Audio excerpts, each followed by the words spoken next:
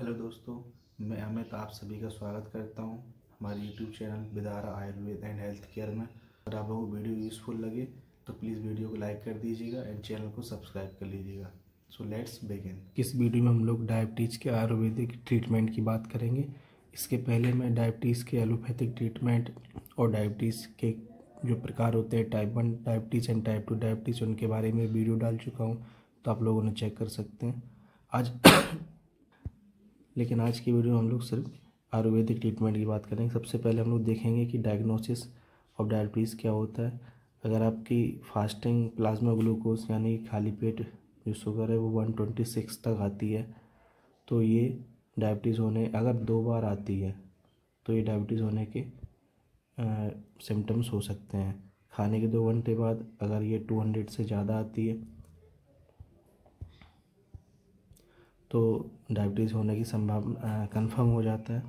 और random plasma glucose कभी आप किसी भी टाइम अगर चेक करेंगे अगर तब भी 200 से ज़्यादा आती है तो वो भी डायबिटीज़ होने के लक्षण माने जाते हैं। इसके अलावा यूरिनरी ग्लाइकोसूरिया प्रेजेंट, मतलब कि sugar in urine, high level of sugar urination, पेशाब में हमारे बहुत ज़्यादा शुगर आने लगती है। पेशाब का कलर हनी शहद की तरीके से होने लगता है, बार बार पेशाब आती है, तो ये सारे लक्षण डायबिटीज़ के होते हैं। अब हम लोग देखेंगे कि जो डायबिटिक पेशेंट होते हैं उनकी टारगेट वैल्यूज़ क्या होनी चाहिए। जैसे कि ग्लूकोज खाली पेट 70 से 120 तक होनी चाहिए, खाने के बाद 100 से 140 के बीच में होनी चाहिए। जो डायबिटिक पेशेंट होते हैं मैं उनकी बात कर रहा हूँ। HbA1c 6.5 तक होना चाहिए। मेंटेन करके रखना है हमें सारी चीज़ें, ये जितने भी पैरामीटर्स आपको दिख रहे हैं ये एक डायबिटिक पेशेंट को इतनी वैल्यू तक मेंटेन करके रखना है। जो ब्लड प्रेशर है वो 130 सिस्टोलिक और 80 डायस्टोलिक होना चाहिए। टोटल कोलेस्ट्रॉल 180 से कम होना चाहिए। LDL यानी कि लो डेंसिटी लिपोप्रोटीन, जिनको बैड कोलेस्ट्रॉल भी कहते हैं, वो 100 से नीचे होने चाहिए।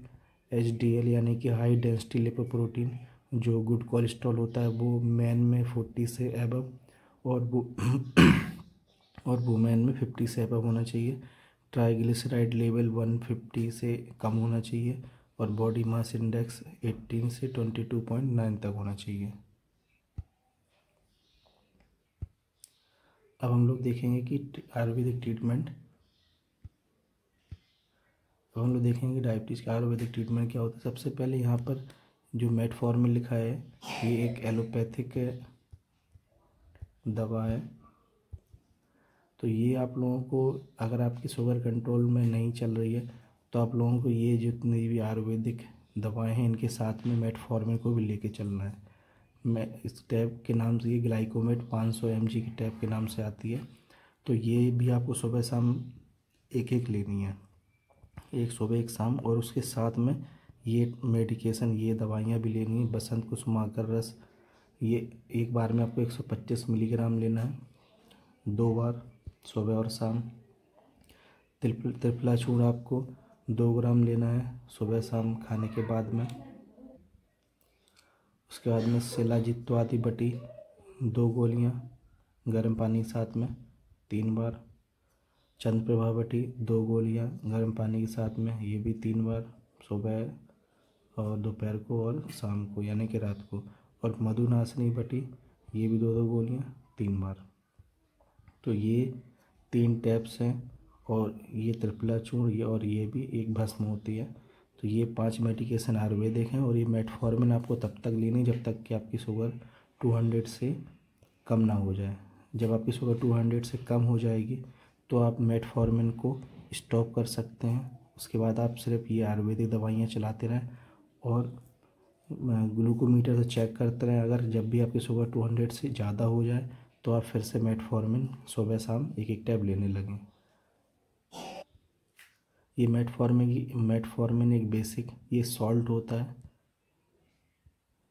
और टैब का नाम है ग्लाइकोमेट 500। यहाँ पर आपको फोटो में ये जो पार्ट दिख रहा है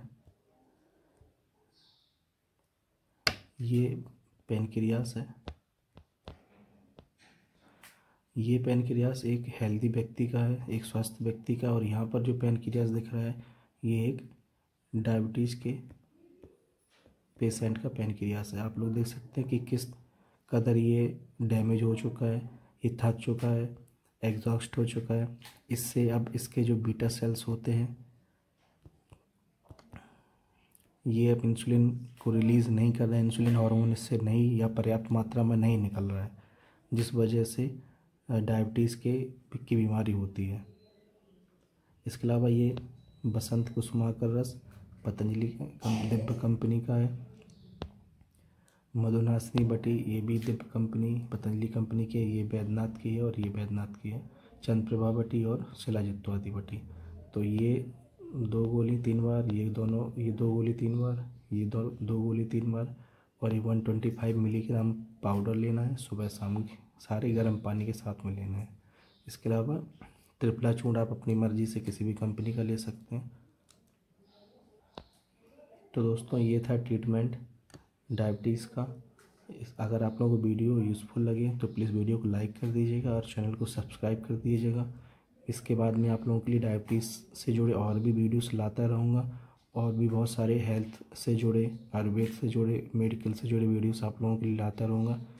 तो आप लोग प्लीज़ सब्सक्राइब कर लीजिएगा चैनल को। मिलते हैं नेक्स्ट वीडियो में। Till then bye bye.